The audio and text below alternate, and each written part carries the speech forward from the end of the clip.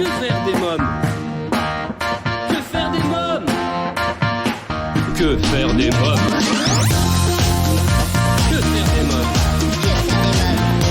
Que faire des mômes? Que faire des mômes? Que faire des mômes?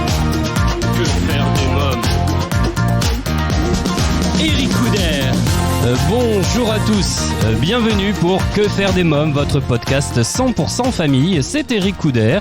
Pour ceux qui nous écoutent pour la première fois, le podcast Que faire des mômes, c'est 3 rendez-vous par semaine, les lundis, mercredis et vendredis, dans un format court que je vous propose de découvrir sans plus attendre.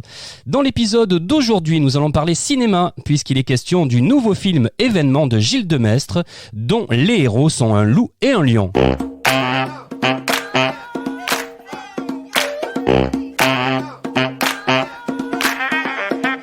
Bonjour Gilles Demestre. Bonjour.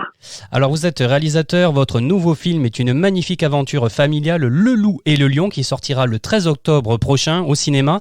Après Mia et le Lion Blanc, qui raconte une histoire d'amitié entre une jeune fille et un lion, vous vous êtes lancé un défi encore plus fou, orchestrer la rencontre entre une jeune femme, un loup et un lion. Gilles Demestre, comment cette idée est née? L'idée, elle est née en fait sur le tournage de Mia et le Lion Blanc. Parce que je travaillais sur ce film avec un comportementaliste animalier qui s'appelle Kevin Richardson, qui est un type incroyable qui crée des relations avec les lions. Et j'avais une autre idée de film, et donc il y a un monsieur qui s'occupe des loups qui s'appelle Andrew Simpson, qui est venu me voir sur le tournage pour voir comment je travaillais, etc. Et puis j'avais le monsieur des loups, le monsieur des lions, on était en train de se balader au milieu du bush, là, des animaux, etc., des hyènes, des panthères et tout ça, et je leur ai dit pourquoi on ferait pas un film tous les trois, avec un loup, un lion. Et puis ils étaient enthousiastes, et voilà. Et donc l'idée est partie de là. On a commencé à délirer sur un petit lion qui arriverait pour aller dans un cirque au Canada, dans un avion, etc. Et voilà. Et l'histoire du film est née comme ça. Et puis j'ai demandé à Prune Demestre, donc qui écrit les scénarios, de réfléchir à une histoire. Et voilà. Et on est parti sur ce film. Et puis c'était il y a 4 ans. Oui. Alors le pitch, c'est à la mort de son grand-père, Alma, jeune pianiste de 20 ans, interprétée par Molly Kunz, revient dans la maison de son enfance, perdue sur une île déserte du Canada. Là, tout bascule quand un louveteau et un lionceau en détresse surgissent dans sa vie. Hein. C'est ça le pitch. Hein. Oui, c'est exactement ça. Et donc, ils vont créer une famille, et puis ils vont devenir inséparables jusqu'au jour où cette famille va être brisée, et puis il va falloir reconstituer ça. Et donc voilà, c'est toute l'aventure du film. C'est plein d'émotions, plein de belles images de ces animaux. Les paysages sont incroyables, et puis après il y a un peu de suspense. Voilà. Gilles Demestre, je vous propose de découvrir la bande-annonce. Nos condoléances pour votre grand-père. J'avais plus que lui. Ton grand-père ne faisait jamais rien comme tout le monde. Je me suis fait une nouvelle copine. C'est une louve. Elle vient souvent me voir.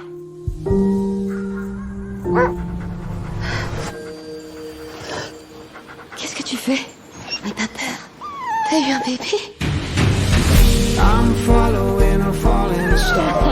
Agent Simpson et Richardson. Il s'est passé quelque chose d'irréel. Cet avion qui s'est écrasé, c'est terrible. L'avion transportait un lionceau destiné à un cirque, on doit le retrouver. Flo, tu vas jamais le croire. Viens voir. Il y a un louveteau, un lionceau et... Bon sang, qu'est-ce que c'est que ça? C'est une copine de grand-père. Quoi? Ils sont inséparables. La louve est pas revenue. Je vais devoir m'occuper d'eux. Vous n'avez aucun droit sur ces bêtes. Rendez-moi mon lion. Je vous promets qu'il vous arrivera rien. Comment tu t'en occuperas quand ils seront adultes? Je dois les protéger. Ils s'adorent. Je vais récupérer mon lion d'une manière ou d'une autre. Stop! I'll find a way home. Find a way home. Gilles Demestre, je voudrais que l'on parle à présent de la musique du film. C'est le compositeur français Armand Amar qui signe la musique originale. Oui, absolument. C'est une musique incroyable qui porte vraiment toute l'histoire, toute l'aventure, toute l'émotion du film. Il a une capacité à presque à faire un commentaire du film avec sa musique qui ajoute beaucoup de voyages, tendresse, beaucoup de magie aux images. Alors j'ai découvert en lisant votre dossier de presse que cette rencontre entre les deux prédateurs mythiques du cinéma, un loup et un lion, n'avait jamais été tentée. C'est la première fois ?